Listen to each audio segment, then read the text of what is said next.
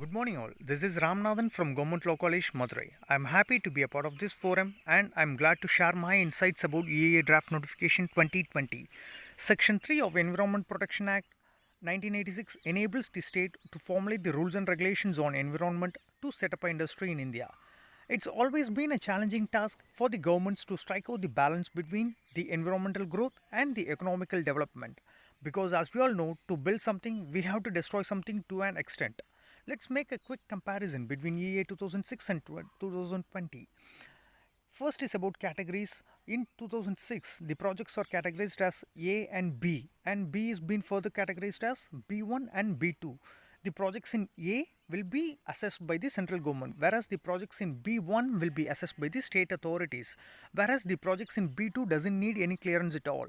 In 2020, the projects are categorized as A, B1 and B2. The projects in A will be assessed by the central government and the projects in B1 will be assessed by the state authorities, whereas the projects in B2 needs environmental permission from the concerned authorities. For this, they have to submit the environmental management plan. Next is about project similarities and differences.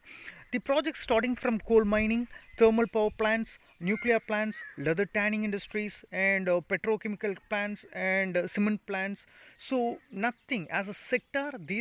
None of the projects has been moved from A category to B category. Only thing is that MSMEs are given a chance to grow based on their business size, and the main difference starts from building and construction sector. In 2006, the projects in B categories will take a built-up area of 20,000 square meters to 1,50,000 square meters, whereas in 2020, the projects in B1 they can take up a built-up area more than 1,50,000 square meters. I have an issue here because still I do remember the floods happened in Chennai before few years, and even now Assam and Mumbai are flooding a lot. So I'm not with destroying the fertile lands and water bodies and constructing a building over that will be a bad move as far as my opinion is concerned. And one more thing is that there will not be any public hearing in this building and construction projects. So I'm not with that point as well. And if we look at the concerns stated in EA 2020, first is about national highways expansion. I have missed out this aerial ropeway projects.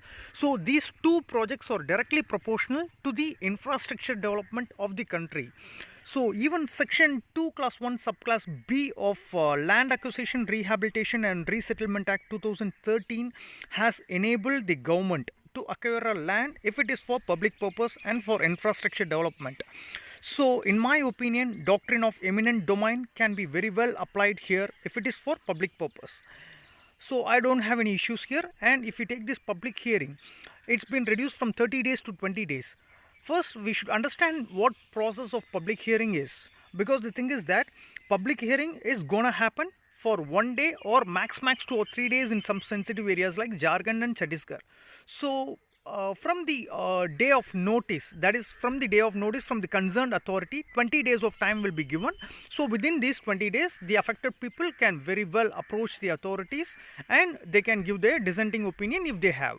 So or else they can even participate in the public hearing as well. So I don't have any issues here, only medias are exaggerating this issue. And if we take this modernization and expansion of existing projects, earlier they didn't had any proper rules, but now it's been regularized as if the project exceeds 10% of modernization, then they have to submit the environmental management plan to the concerned authorities, whereas the project ranges from 25 to 50% will be referred to the expert appraisal committee, and if it exceeds 50% they have to follow the entire EIA process. Next point is about annual compliance report. Even this point I don't have any issues because I strongly believe that there is nothing to do with the number of times you submit the report, because the recent data shows that CAG has submitted a data in 2016 stating that non-compliance of environmental condition ranges from 5% to 57% of violation. The thing is that hydroelectric projects and thermal power projects plays a major role here. So just tell me this: if already the companies are submitting these reports are being submitted by the companies twice a year, then why these violations are happening? So it's the intent is not with the number of times you submit the report. The intent is with the monitoring, how we monitor these regulations across these industries. So that's what the point is. So I'm okay with this point. And if you take this post facto clearance, starting from 2002, all whichever government is seated, so just these governments are trying to force these violators for penal action without halting the business, so that it will affect the economical development. So as we all know, environmental clearance is prospective in nature, and it doesn't uh, have this retrospective nature. So I don't have any issues here apart from media's exaggeration. Next is about reporting violations. So I have an issue with this point because public hearing or else public participation is being curtailed here, because Suyomoto, that is, project proponents can reveal their violations, and government authorities can do that, and appraisal committee can do that. If this is gonna happen, it will result in non-representation of victims in the Supreme Court. So it's like curtailing the public participation. So I'm not with this point. I'm not satisfied with this point in 2020. And if we take this strategic projects, for your information, this provision is already there in EAA 2006. Para 7, Class 3, Subclass F states that if the government thinks the project as a strategic plan, then the information will not be available in the public domain. So only apart from media exaggeration, nothing is there. So I'm okay with this point as well. And let's just have a comparison between these four European countries. I have just taken four countries which tops the chart in environmental performance index, which has more than 80 points. There are many reasons, but the main reason is that these countries relies mainly on the renewable source of energy.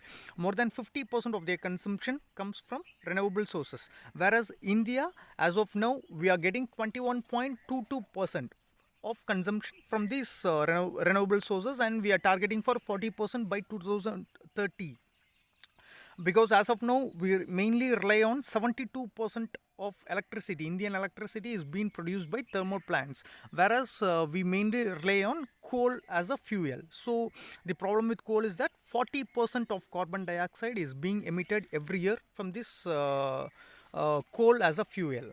So next is about conclusion. I think we have already discussed these points in my earlier slides itself. Hard and fast rules for monitoring, that is, surprise inspections must be made across the industries so that everything will be set right. ACOs, that is, this point is important. ACO means assessment consultant organization. This is a third party organization.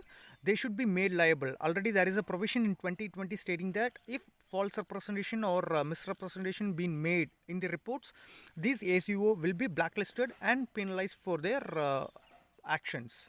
So that's all from my part. Thanks a lot.